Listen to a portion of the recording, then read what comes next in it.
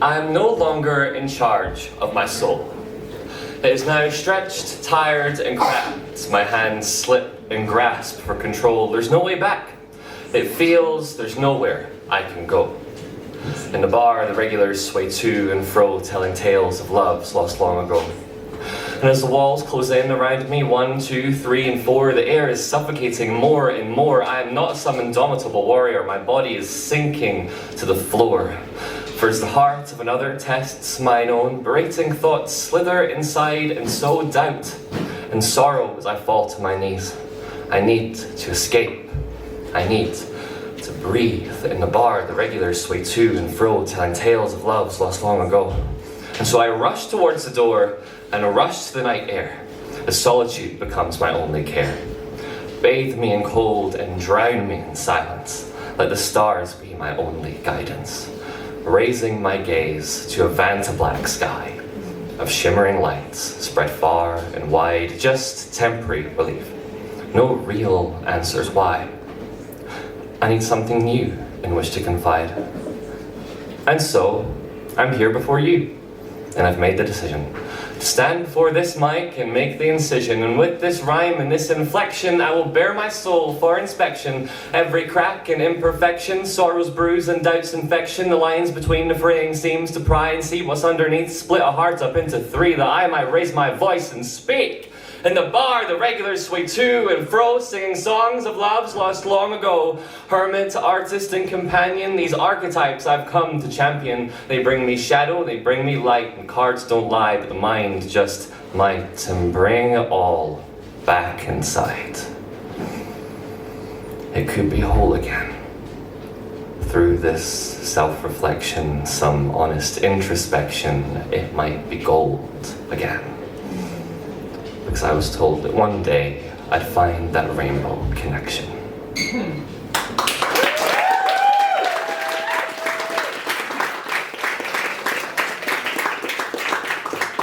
Thank you.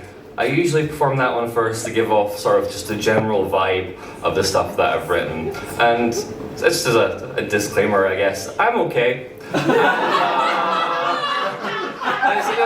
Sometimes it gets happier than that. So, every now and again. My friend asked me if I'd be interested in writing a body positivity poem. And I was like, yeah, I can do that. I'm not sure how positive it is, but it's body, if nothing else. I'm glad to report that I'm the happiest, that I can look in the mirror and say I'm the happiest with my body I've ever been. I've conquered the COVID weight, kept up with the gym, confidence has filled me to the brim, way more than ever did way back when.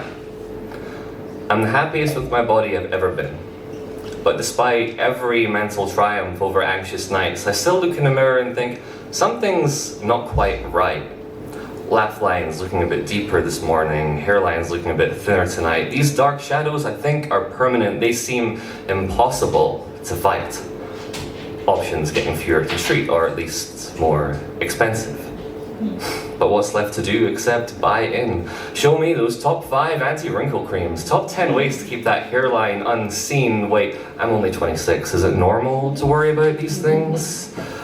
Behold the skincare, the hair care, the box O bullshit. We saw your Google searches and there's nowhere you can hide. So welcome to the internet, we'll take you for a ride.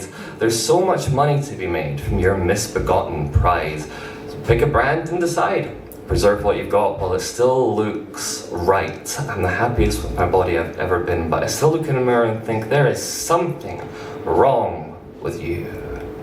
And starting at £20 a month, you can fix it. 25 ways to stimulate beard growth and 50 ways to keep that skin looking young and healthy. 100 ways to be a more attractive man in the age of ecstasy. See, this dysphoria is not innate. It's made, manufactured in a boardroom in the USA for profit and personal gain off the backs of others' private pain to tell you, you are not enough. You should look more like us. I'm the happiest with my body I've ever been. But the ceiling keeps getting higher. I didn't think the hard part would be keeping it that way.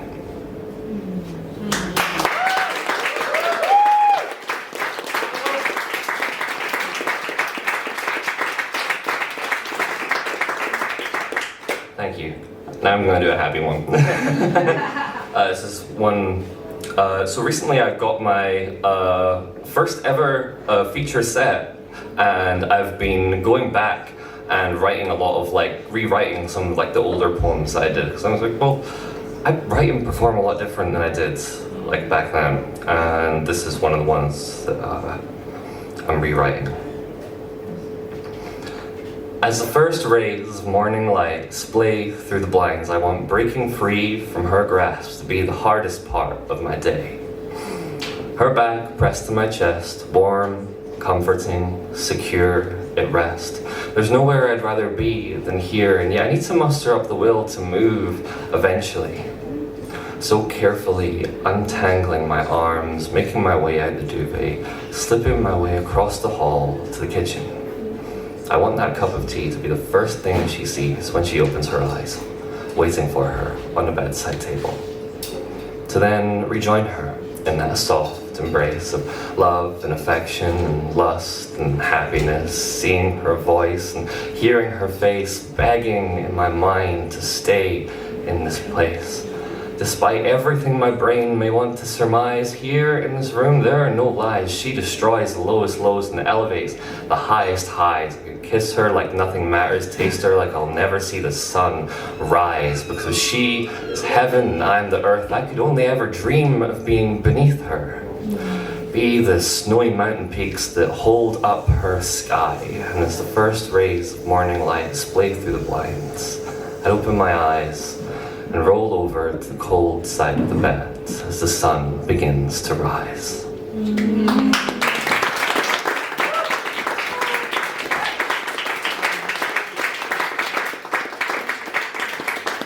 I'm gonna finish with this. It's always been a disadvantage to wear my heart on my sleeve, there for everyone to see, but it never really bothered me. Love is my eternal fixation, and I'm in far too deep. A divine rising tide to take the lead. Drown me, I'll still think is what I need. Your love could fill my lungs, you are no exception. The memory of you still has retention on a heavy heart and high-strung mind that used to miss your attention. The signs were there that all would end soon, but to thoughts of doubt I paid no mention. Pushed them away with a 5-syllable sentence. You're overthinking. You're overthinking. Why do you always do this? You're overthinking.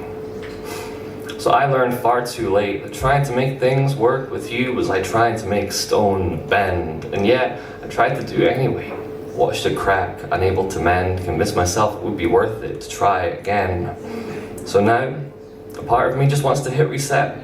Take me back to the night we met and I'll dance with someone else instead. See, resentment floods upon pleasant memory like thick black tar.